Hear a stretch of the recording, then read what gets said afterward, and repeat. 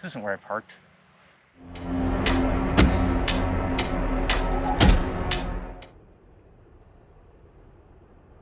Which one do you think will get you killed faster? Wearing an AR-500 plate carrier versus a Cry JPC, or getting caught in a 35-degree rainstorm? If your answer is the first one, you may need to check out your priorities. And I say this because this is, again, a big focal point of this community, is this hyper focus on a name of a plate carrier, instead of things that actually will keep you alive through extreme environments and extreme weather that you're really going to be facing. Today we're going to be testing out a fan favorite piece of clothing that is designed specifically for those environments. That is the ECWCS Gen 1 in M81 Woodland. So let's start off by describing what the ECWCS Gen 1 actually is. So, that stands for Extended Cold Weather Clothing System. In this case, we're talking about the cold wet weather parka and pants that go along with that system. So that's usually referred to by soldiers or Marines as the Gore-Tex, because that is the manufacturer of the actual fabric itself. You can see inside there's several strips of it that say Gore-Tex on it. So that's what I'm going to be calling it from now on, because that's just kind of how I came up knowing what this was. For those of you who've never been in the military, think of it as a very tough outer layer that is waterproof, windproof, tear resistant, and essentially forms the entire exterior shell of the military's cold weather layering system.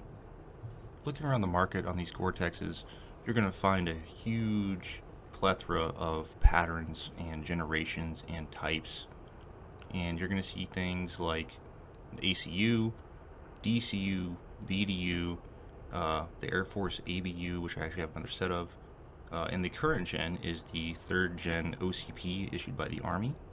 Having worn the new Gen 3 and the Gen 1, I can tell you that the Gen 3 is considerably lighter, thinner, and more packable. And it still seems to stop the rain just as well.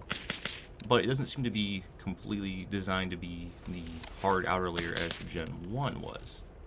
I don't know if the technology is simply improved, or if the Gen 1 was designed for a longer period by itself outside. But the Gen 3s, you can tell that they have a hood that's now, tucked away. The pockets are mostly gone. They have vent holes that go directly into your coat. So things have changed, and I've worn the Gen 3 a lot, but it works very, very well. I don't know, I haven't really been able to test it in extreme conditions like I have the Gen 1. Now, it's important to be noted that this is part of a system, and this is the outer hard shell of the system. You cannot really go into very cold weather with just the parka or just the pants. These are very reliant on your layering abilities and what you put underneath of it. So, just an example of what I'm wearing. In this video, it's about 39 degrees or so.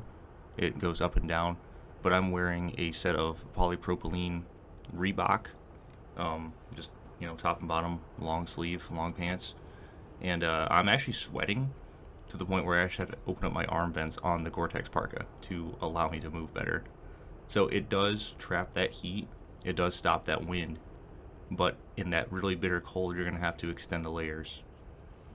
This is really just another tool in the toolbox for us survivalists or us preppers out there who need something for those winters where it might be 40 degrees out, 30 degrees out, and it might rain one day, and the next it might be freezing and snowing. You need something that can actually survive in those environments, and I can't name a lot off the top of my head that would perform anywhere near the level of these Gore-Tex parkas. So I would say that this Gore-Tex top and bottom, this parka, really exceeded my expectations in pretty much every way. The only time I actually got wet wasn't through the Gore-Tex. It was actually when I walked down the river and it came up under my Gore-Tex and went down into my boot. And let me tell you, that water's cold. It's actually I can see my breath, so if that tells you anything. Warming up though, my feet are moving enough in the boots to keep them going. But this is another test of just myself. It lets me know what cold is, it lets me know what wet is, and it lets me know if I can continue to go or if I need to change something in my kit. And so far, everything's working great.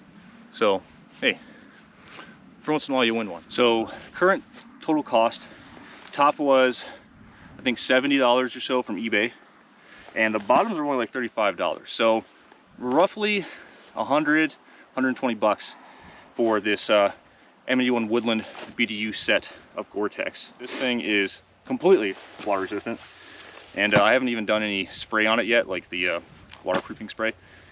I probably will just to keep it alive, but it's fine without it. And I don't know, I mean, I'm not sure how else I would test a Gore-Tex besides being in a straight up thunderstorm, but if it can survive falling, rolling, jumping in this environment, this is a marsh. Yeah, it gets my pass. Mortal sin. Carrying it by the carry handle. I'm gonna do this just to trigger some people out there. Enjoy.